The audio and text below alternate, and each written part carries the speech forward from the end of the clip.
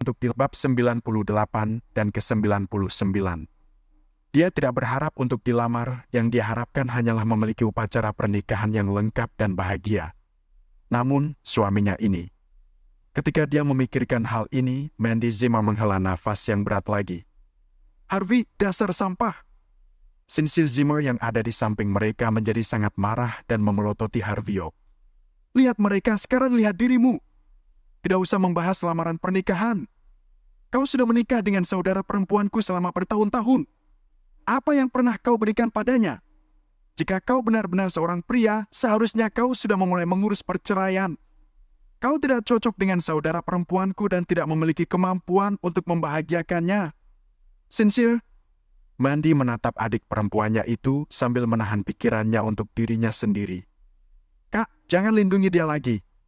Sampah adalah sampah. Pecundang adalah pecundang. Itu adalah sifatnya, dia tidak bisa mengubah itu.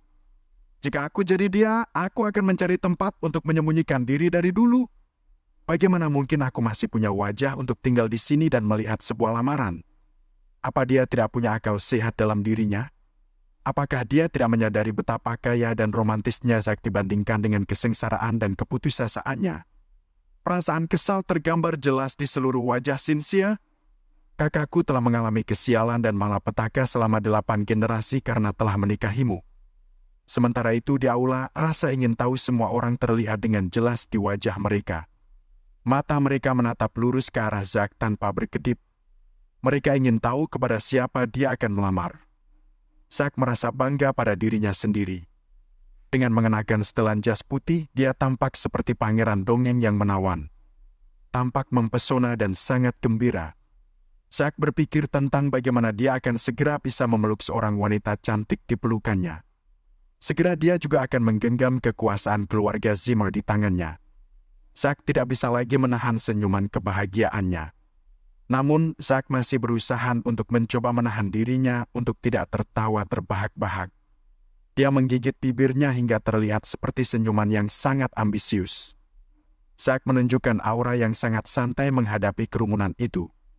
Dengan lembut dia berkata, "Hadirin sekalian, para kepala keluarga dan temanku tersayang. Ada yang ingin aku katakan. Ketika aku pertama kali bertemu wanita ini, itu merupakan cinta pada pandangan pertama. Dia telah membuat hatiku yang layu hidup kembali. Sejak hari itu dan seterusnya, aku telah memutuskan bahwa aku, Zack Zimmer, akan bekerja keras untuk memberinya semua kebahagiaan yang pantas dia dapatkan. Hari ini, di depan orang banyak ini, aku ingin mengatakan apa yang telah tersimpan di hati selama beberapa hari terakhir ini. Aku berharap kalian semua akan menjadi saksiku." Zack menarik napas dalam-dalam dan mengalihkan pandangannya ke Wendy Sorrell yang masih menonton drama ini berlangsung. Kemudian dia berkata dengan penuh harapan terlukis jelas di wajahnya, "Wendy, maukah kau menikah denganku?" Penonton mulai berteriak-teriak dan seketika suasana di aula menjadi gempar. Ini terlalu terang-terangan. Zack melamar manajer Sorrell dari York Enterprise di depan semua orang ini. Rumor mengatakan bahwa manajer Sorrell tidak diragukan lagi sangat baik dalam karirnya dan dia akan dipromosikan menjadi seorang direktur. Tidak heran jika Zack dapat memperoleh investasi dari York Enterprise. Dengan orang dalam berkedudukan tinggi, dia bisa mendapatkan apapun yang dia inginkan. Mandy menjadi pucat.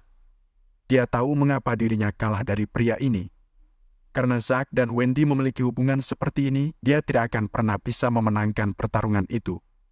Wajah Yvonne Xavier dipenuhi ketakutan. Dia tidak bisa mengerti dan memahami dengan jelas kapan Wendy dan Zack memulai hubungan mereka. Bukankah dia ingin datang untuk mengembalikan hadiah-hadiah yang dikirimkan oleh Zack kepadanya? Wendy sendiri tidak tahu apa-apa. Dia sama sekali tidak menyangka hal ini akan terjadi. Dia sudah datang mengembalikan hadiah itu. Bagaimana mungkin secara misterius hal ini berakhir menjadi sebuah lamaran pernikahan? Kakek Zimmer senang melihat kejadian ini. Dia semakin puas apalagi setelah melihat reaksi Wendy yang terlihat seperti kaget dan terguncang. Bagi seorang wanita yang terlahir dari keluarga biasa, pasti tidak pernah terbesit dalam imajinasi terliarnya bahwa suatu hari dia akan menikah dengan keluarga kaya. Dia berpikir bahwa ini pasti momen terpenting dalam hidupnya. Semua kepala keluarga saling memandang satu sama lain. Mereka lalu berdiri dan memberikan tepuk tangan meriah. Meskipun Zak tidak menikahi Yvonne, tapi dia bersedia hadir hari ini.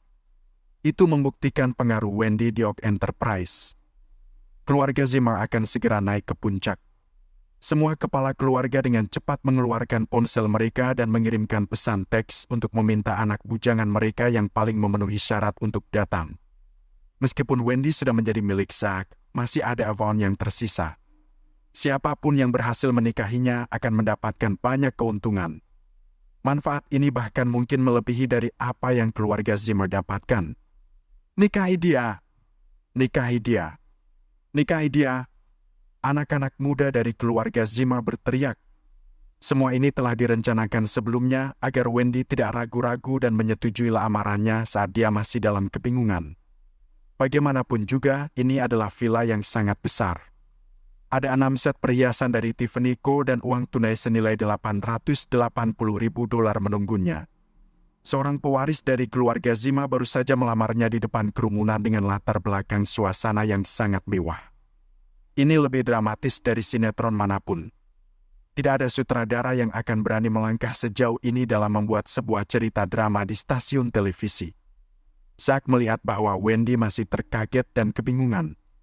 Kemudian dia berkata, "Wendy, aku tidak bisa berhenti memikirkanmu saat aku pertama kali bertemu denganmu saat di Oak Enterprise. Aku tahu bahwa kau adalah wanita yang aku cari selama hidupku. Untukmu, aku telah mengambil semua tabungan yang telah aku kumpulkan selama bertahun-tahun dan membeli semua barang mewah yang diinginkan oleh wanita manapun. Aku mungkin telah kehilangan jutaan dolar untuk hal itu, tetapi aku tidak keberatan sedikit pun. Jika kau menyukainya dan selama aku ada di sini untukmu, maka aku akan memberikan semua itu kepadamu." Bab 99.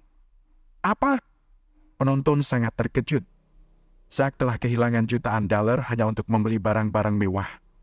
Apa dia sudah gila? Saat mereka melihat sikapnya, mereka berpikir bahwa Zak tidak mungkin memalsukannya. Tidak heran dia bisa memenangkan hati Wendy Sorrell setelah menghamburkan uang sebanyak itu untuknya. Apa ada wanita yang sanggup menolak itu? Dia rela menggunakan jutaan dolar hanya untuk merayu seorang perempuan. Sungguh mencengangkan. Benar sekali. Menjadi kaya buat seorang pria adalah satu masalah, kalau dia rela menghabiskan uang untukmu itu masalah yang lain lagi. Betapa mengagumkan. Jika suamiku memperlakukanku seperti itu, aku bahkan rela untuk mati. Banyak sekali wanita yang mulai berpendapat. Barang-barang mewah senilai jutaan. Itu artinya semua barang itu pasti barang antik atau barang yang terbatas dan sedang tren. Wanita manapun yang mengaku tidak tersentuh dengan disodorkan barang-barang seperti itu pasti akan menerimanya. Banyak wanita yang saat ini sedang menatap penuh harap pada Zak Zimmer. Kakek Zimmer mengangguk-angguk. Cucunya itu memang luar biasa. Dia tahu bagaimana menangkap hati seorang wanita. Dia tahu apa yang perlu dan tidak perlu dikatakan. Keluarga Zimmer tidak perlu khawatir di masa depan dengan pewaris cerdas seperti ini. Lihat dirimu, lalu lihat mereka. Kau benar-benar memalukan. Lillian Yates tidak tahan lagi untuk memarahi dan mengomel kepada Harvey Oak. Dia hampir meludah saat melihat menantu laki-lakinya yang hanya menumpang itu. Lillian tidak peduli dengan standar yang Harvey miliki, tapi karena perbandingan antara kedua pria itu jelas jauh berbeda dalam pandangannya. Lillian merasa menantu laki-lakinya sama sekali tidak berguna. "Mandy, aku peringatkan. Kau lebih baik bercerai setelah ini. Aku akan mencarikanmu suami yang lebih baik untukmu. Aku tidak percaya kita bisa dikalahkan oleh si bajingan Zak itu. Ibu, mengapa kau masih membicarakan hal ini?" Mandy menjawab dengan setengah hati. Dia menatap Wendy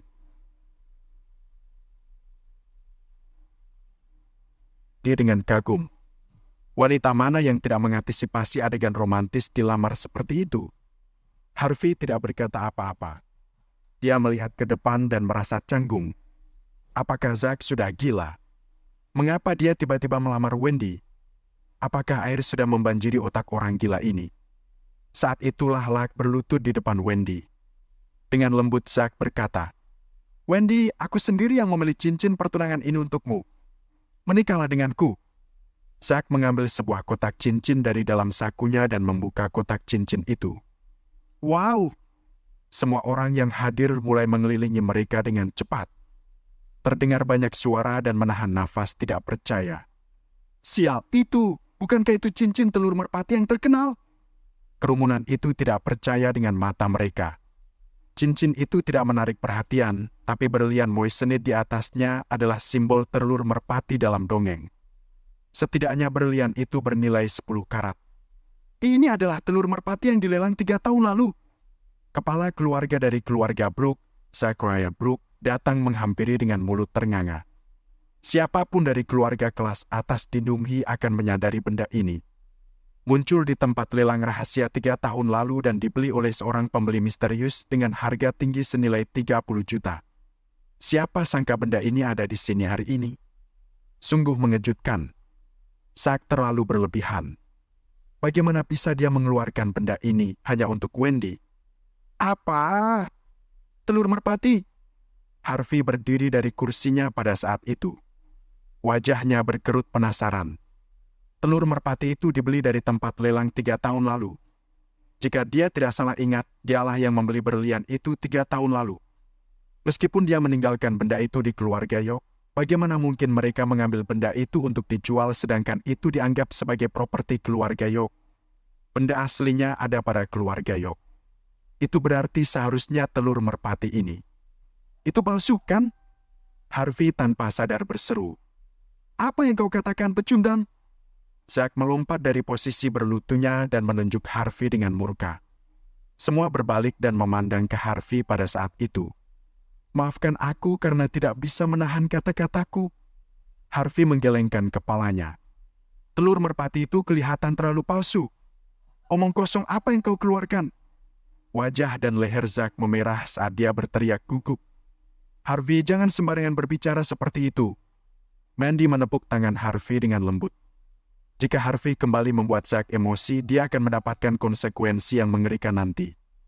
Seperti yang diduga, Zack melawan dengan dingin. Kau hanya menantu laki-laki yang menumpang dengan uang saku harian sebesar ratusan dolar per hari. Apa yang kau tahu tentang berlian? Kau sedang bercanda? Hari ini adalah hari besarku, jadi aku tidak akan memperhitungkan ini. Tapi kurasa kau harus pergi secepatnya. Bolehkah aku melihatnya? Yvonne Xavier dengan lembut mendorong dan melirik pada Harvey. Suaranya penuh dengan kegelisahan. Yvonne pun sangat terkejut. Dialah yang secara pribadi membantu Harvey untuk membeli telur merpati itu 3 tahun lalu. Bagaimana bisa sekarang ada di sini? Kakek Zima menghentikan Zack dari kemarahannya itu. Kakek Zima melambai pada Yvonne dan berkata, "Tidak masalah. Silakan, Sekretaris Xavier." Yvonne berlari ke depan, mata indahnya berkedip sambil menatap pada telur merpati itu. Kemudian dia langsung mengangkat tangan kirinya. Yvonne mengenakan cincin pada jarinya yang halus. Namun, cincin ini dipakainya di jari telunjuknya. Cincin berlian yang dipakainya itu bernilai paling tinggi 1 karat.